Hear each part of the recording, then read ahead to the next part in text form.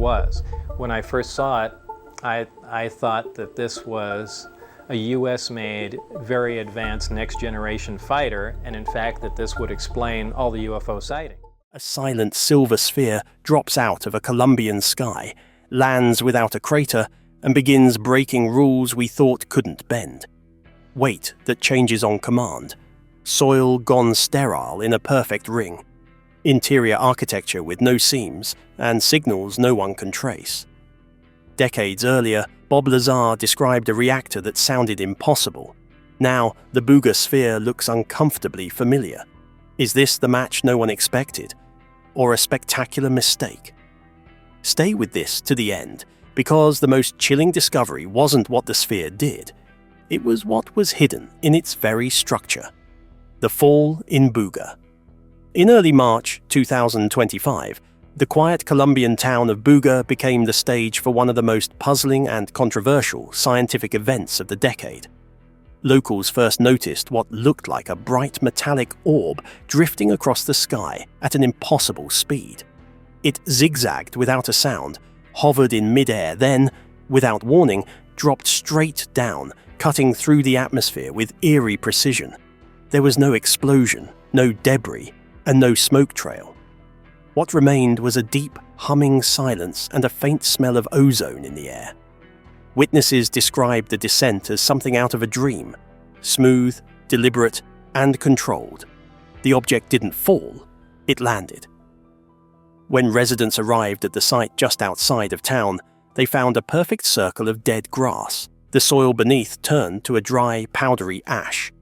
At the center sat a gleaming metallic sphere, about the size of a basketball, its mirrored surface reflecting the sunlight like polished chrome. That same afternoon, a local named David Velez, an amateur metal detector enthusiast, approached the object. Expecting it to be a weather balloon fragment or a chunk of fallen satellite, he reached down to lift it. But something was off. The ball felt too light, far lighter than any metal object of its size should be. Velez later told journalists, it was cold, almost weightless. Like picking up air trapped in a shell, initial estimates put the sphere's weight at just 5 pounds. Astonishing for something solid and metallic, but within weeks of being taken for study, it reportedly began to change. The same object, under controlled lab conditions, now weighed 22 pounds. No added material, no visible change in size, and yet its mass had quadrupled. The readings were checked again and again. The numbers didn't move. Objects don't gain weight for no reason. But this one did. Researchers from Mexico's National Autonomous University, UNAM, verified the abnormality. They observed that the sphere seemed to modulate its own weight in a regular cycle of fluctuation of 81%, which was almost like reacting to an internal mechanism or an external field. The experiment also showed that magnetic and gravitational sensors were acting strangely around the object. While registering slight distortions, they were as if the object was altering space. The footprint it had left was the most perplexing thing. The place where the object had landed, the very circle of dead plants, was still deprived of life. Weeks turned into months, and still the area was barren. When the soil was analyzed, it was found that the water content had been completely removed, and the organic matter was partly gone, as if the energy had been taken from the ground rather than being used up through burning. The phenomenon was completely outside the bounds of any combustion, chemical reaction, or propulsion signature that science is familiar with. It neither acted like space debris nor military technology. Somewhat of the Buga Sphere was trying to manipulate gravity, mass, and energy fields in such a way that modern physics declared invalid. The people living around the Buga Sphere referred to it as a fallen eye. And the name remained even after military and scientific groups had locked the area down. However, the object's actions brought up a much larger question. If this sphere could vary its weight and eliminate living things on the planet without any heating or radiation, what sort of technology or even intelligence could come up with such a thing? And soon, someone realized they'd heard about this kind of device before. 36 years earlier. Lazar's blueprint. In 1989, a soft-spoken physicist named Bob Lazar stepped into the public eye with a story so extraordinary that most people dismissed it as science fiction. He claimed to have worked at a classified US facility called S4, a subbase connected to the now infamous Area 51. His job, he said, wasn't to build anything. It was to understand something that had already been built, something not made by human hands. According to Lazar, the US government had recovered several alien craft and stored them deep underground in hangars carved into the Nevada desert hills. He described seeing 9 different crafts, each with distinct shapes and propulsion systems, but all powered by the same strange device, a gravity reactor unlike anything known to physics. At the heart of this technology, he said, was a metallic dome-shaped device roughly 18 inches across, a perfect sphere fused into a smooth base. No seams, no rivets, no welds. It was, in his words, as if it had been poured from one piece of metal, cooled, and then carved by geometry itself.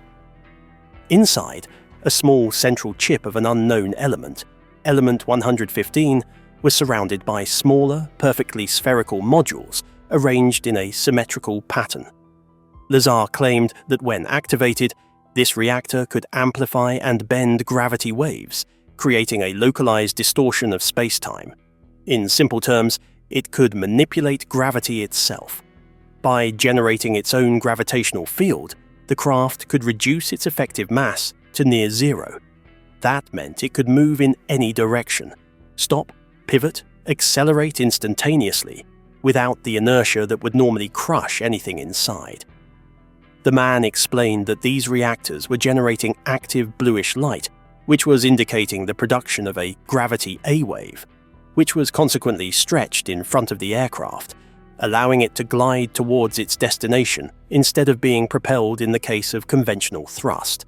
It was the flight by distortion rather than propulsion. When Lazar decided to disclose his knowledge, the response was absolutely harsh. The scientific community mocked him. The physicists claimed that the manipulation of gravity was something unattainable. Even the name Element 115 was not to be found on the periodic table.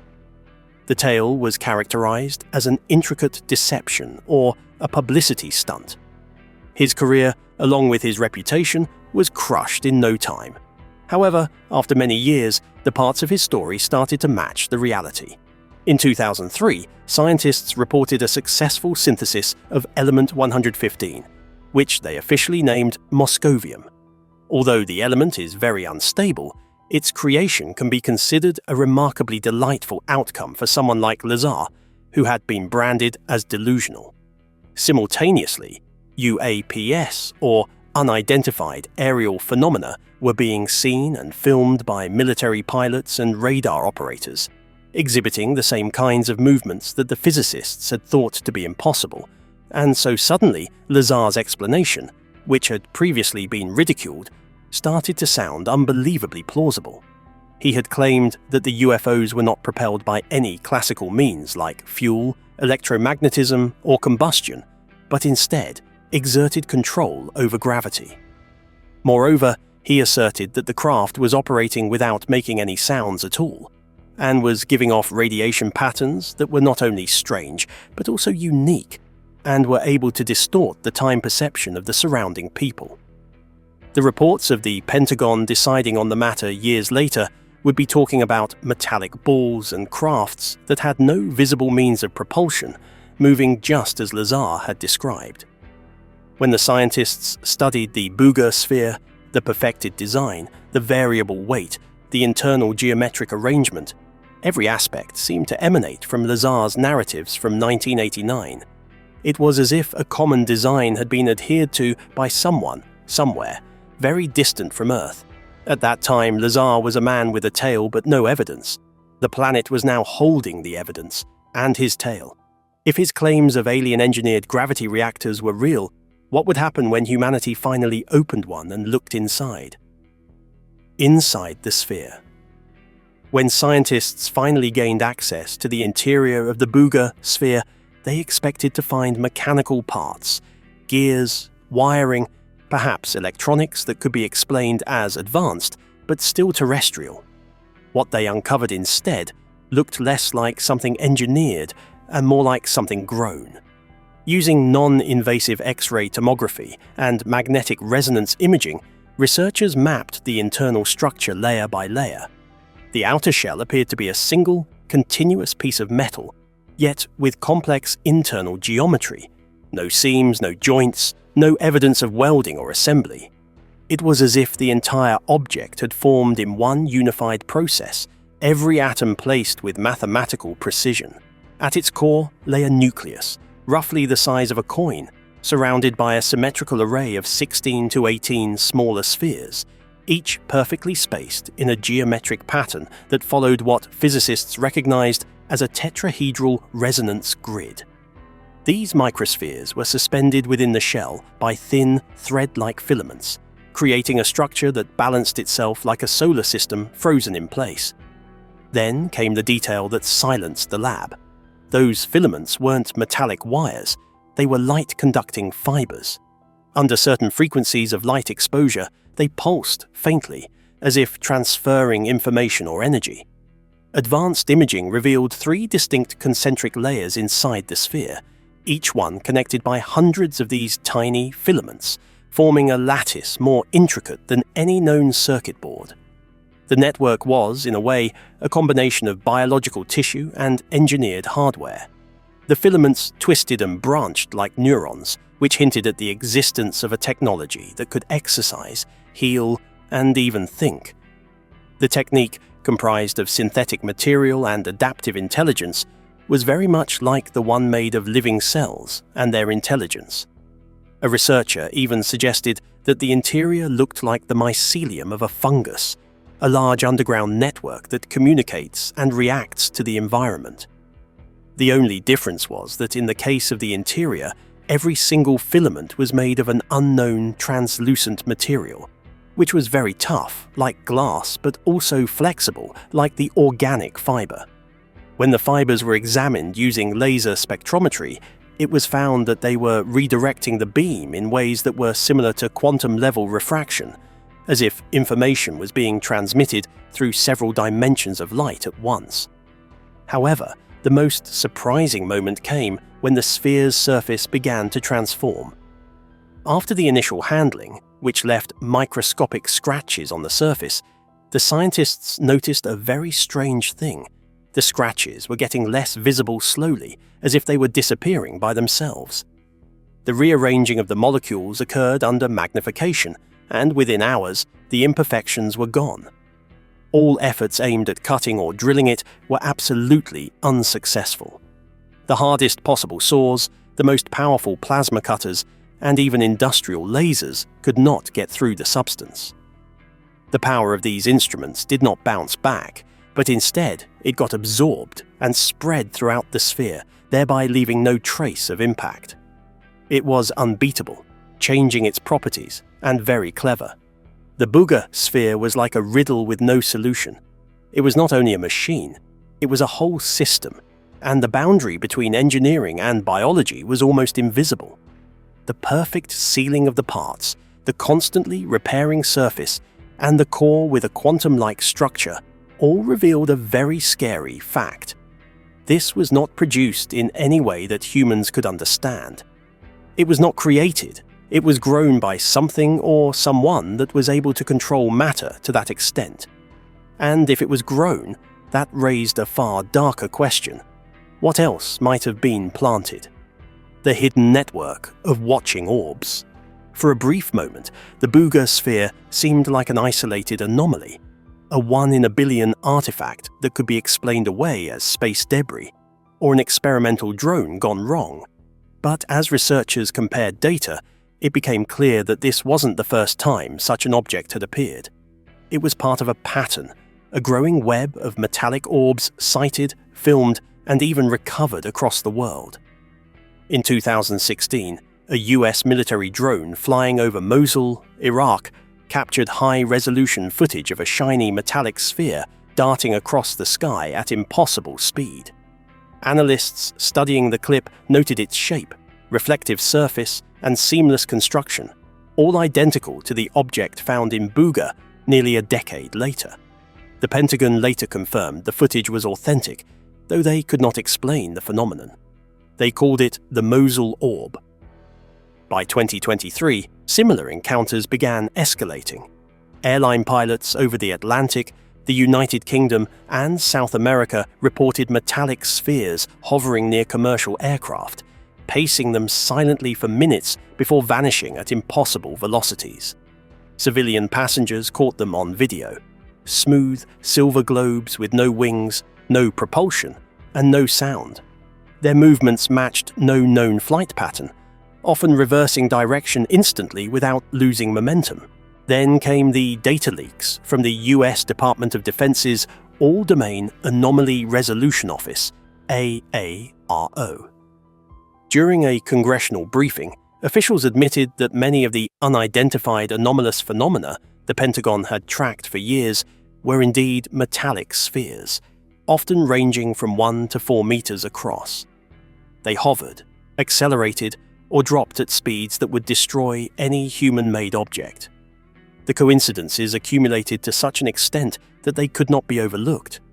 Reports from Mexico, Argentina, and Brazil all report spheres leaving behind burning, unproductive landing spots very similar to the one in Buga. The local authorities had the soil samples taken from the impacted area. Every single test result had revealed the same uncanny signature: moisture depletion and molecular rearrangement, as if the ground had been completely drained of energy. Historians and researchers soon started to relate the present cases to the past ones, especially the mysterious Betz sphere of 1974. This sphere, which was also seamless, strangely heavy, and self-rolling uphill, was discovered by a Florida family after a fire had swept through the area. Military testing had shown that smaller spheres were contained inside it, just like those detected within the Buga Sphere. However, the most frightening finding occurred when the data analysts plotted the world's major metallic sphere sightings in terms of geographical coordinates.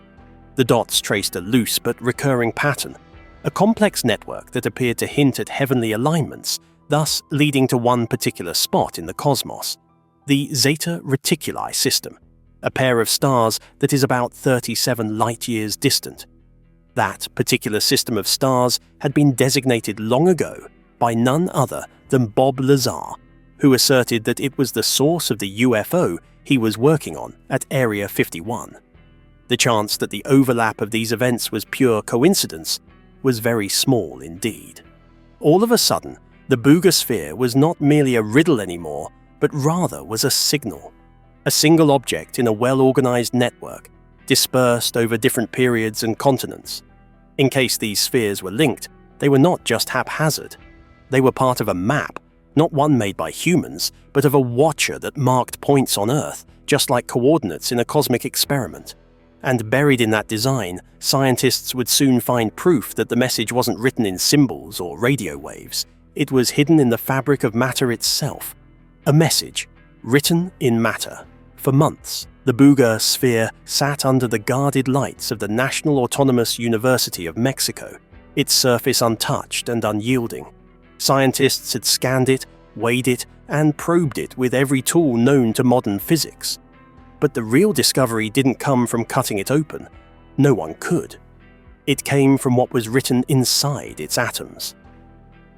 Dr. Elena Vasquez, a materials physicist known for her work in isotopic mapping, decided to study the sphere's surface using an ultra-precise laser spectrometer, a device capable of identifying atomic structures at a quantum level.